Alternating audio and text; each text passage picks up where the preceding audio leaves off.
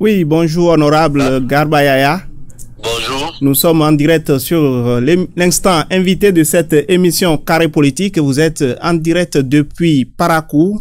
Vous avez été élu dans la journée d'hier maire de la commune de Bembereke par 25 voix pour une quasi-unanimité des conseillers présents. Dites-nous déjà qu'est-ce qui explique ce vote massif en votre faveur.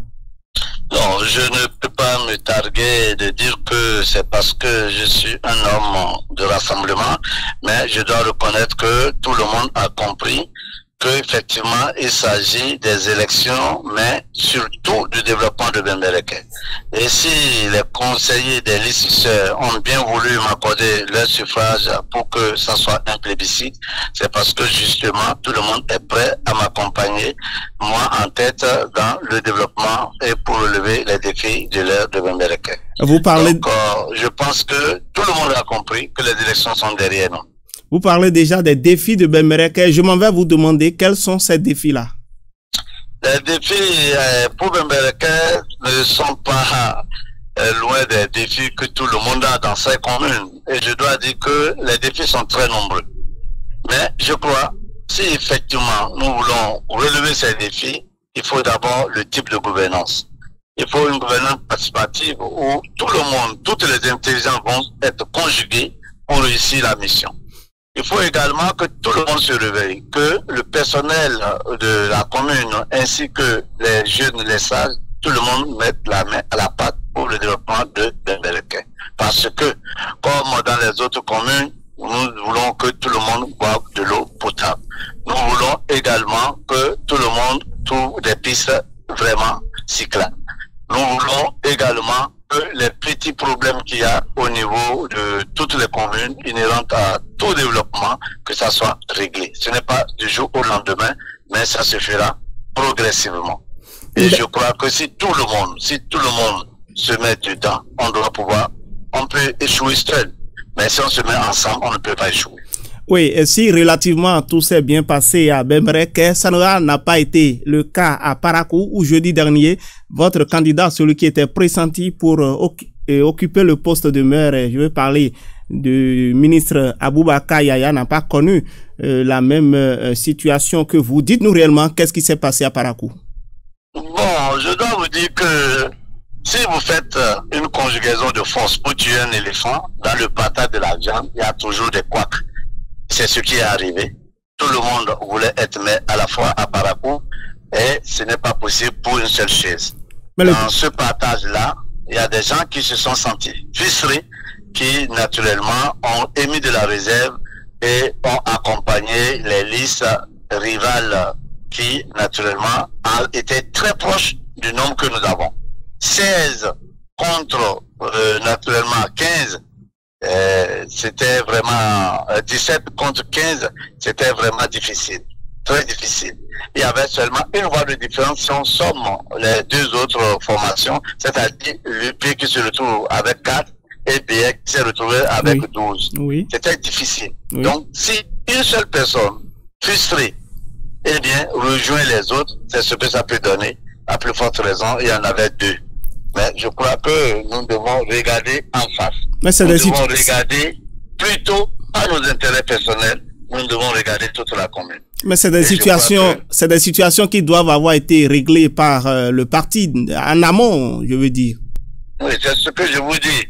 Lorsque vous vous mettez ensemble et qu'il y a des frustrés qui n'affichent pas clairement leur position, leur mécontentement, s'ils ne ruminent pas leur mécontentement à haute voix, c'est ce que ça donne. Des gens n'ont pas été positionnés alors qu'elles estiment qu'elles pouvaient naturellement être aussi à la part de l'autre. Il faut de la concession. Si on ne fait pas de la concession, c'est compliqué de vouloir dire que celui-là ne mérite pas, c'est moi qui mérite. Celui qui ne mérite pas, il faut pouvoir l'amadouer. Il faut pouvoir lui dire que c'est avec lui ça va se faire, etc., etc. Ça a manqué, il faut l'avouer. Cette diplomatie à l'interne a manqué. Sinon, si nous sommes 17, on devrait pouvoir dégager le maire, les adjoints, les autres postes, eh bien, facilement. Et comment est-ce que le cas? Nous le regrettons, mais ça va s'arranger, je l'espère. Ça va s'arranger. Ça va s'arranger parce que tout le monde se met maintenant à contribution. Et même une prédisposition va être faite de nos adversaires pour permettre quand même qu'on dégage un maire. La ville de Parakou a besoin de n'importe qui. Tous les candidats sont capables, mais je crois qu'il doit y avoir quand même une hiérarchie dans les priorités ou dans les possibilités de pouvoir faire.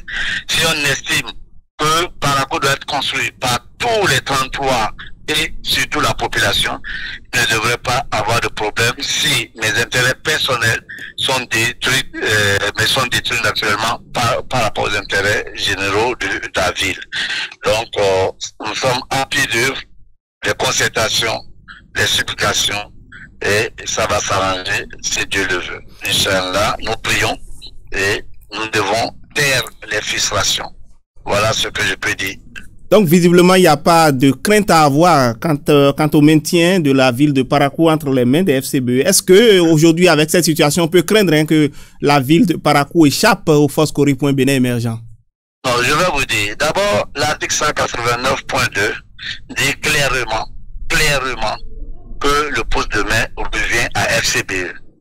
Donc, l'hypothèse selon laquelle BR ou UP, ou tout conseil de BR ou de l'UP prendra la tête, cette hypothèse-là est proscrite. Maintenant, à l'intérieur de la mouvance, ce que j'appelle la mouvance, c'est ceux qui ont la majorité absolue. FCBE, à l'intérieur de FCBE, tout candidat est capable de dire « je suis ». Alors, la loi l'a prévu et nous avons une disposition également. Lorsque on dit que le maire et ses adjoints sont présentés par le parti, nous avons fait un procès verbal pour désigner ceux qui, au nom du parti, vont occuper ces postes. Toute personne théoriquement, je dis bien théoriquement, toute personne en dehors de ce que nous avons arrêté n'est pas capable. Mais nous sommes bloqués par quoi? Nous sommes bloqués par le fait que le maire n'a pas obtenu malheureusement la majorité absolue et pour avoir 17 avant d'être éligible. Il n'est pas élu, pas parce qu'il y a un concurrent à côté, mais parce qu'il n'a pas 17 voix. En ce moment-là, si elle seule, la dame ou le voisin qu'il a pu amener, le conseil qu'il a pu amener avec elle, si ces deux-là se présentaient, le conseil peut valablement décider de les mettre à la tête. Nous sommes en train de dire il faut qu'ils aient la caution du parti. Oui. S'ils doivent nous représenter, il faut qu'ils aient la caution. Et c'est là où il y a le blocage. Nous sommes en pourparlers. Nous allons nous comprendre. Toutes les décisions prises au moment de l'impulsion ne sont pas forcément les bonnes. Et aujourd'hui, nous sommes en train de ramener le climat à terre. Bien que nous n'avons pas encore réussi, nous espérons que ça va être fait pour le bonheur de tous les Paraguayens. Oui, monsieur le maire, est-ce que vous ne craignez pas que cette situation se répète ailleurs dans d'autres communes conquises justement par les FCBE? Nous savons que pratiquement nous avons presque installé à Kandi, nous sommes majoritaires. On a déjà installé à Sinandé, à Bembereke. C'est Parakou seul qui fait le nœud gorgé en ce moment. On a installé à Kopargo et à Savé. Donc, je peux dire que le problème ne se posera pas ailleurs chez nous. Mais je crains que les autres, c'est-à-dire les BR et UP qui n'ont pas fini d'installer leur commune, que la situation se reproduise en trichant malheureusement la situation malheureuse de Parakou. Donc, je souhaite vraiment que chacun rentre dans sa ligne, chacun respecte les décisions de son parti, parce que l'orientation que le parti donne, c'est ça qu'il faut suivre. Nul n'a été candidat indépendant. Tout le monde est allé sur une liste. Tout le monde a des responsables au niveau de la liste et tout le monde a une population derrière qui a voté pour donner la majorité absolue. Et par rapport à ça, tout le monde devrait entendre le cri de cœur de la population pour faire taire ses propres échos et naturellement suivre ce que le parti aurait décidé. Mais en ce moment, nous avons besoin également de sauvegarder l'intégrité, l'honneur de tous les candidats potentiels. Parce que tout le monde a le droit d'être candidat. On n'a pas le droit de minimiser un candidat. On n'a pas le droit de dénigrer un candidat.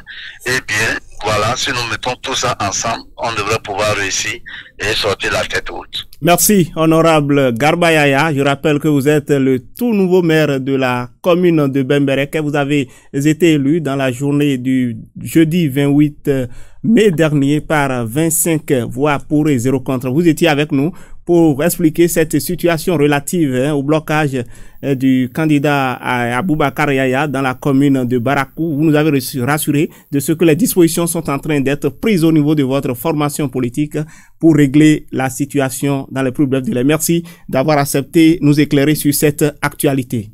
Merci, c'est vraiment. Chers téléspectateurs, ainsi se referme ce numéro de Carré Politique. Merci de nous retrouver la semaine prochaine pour un autre plateau.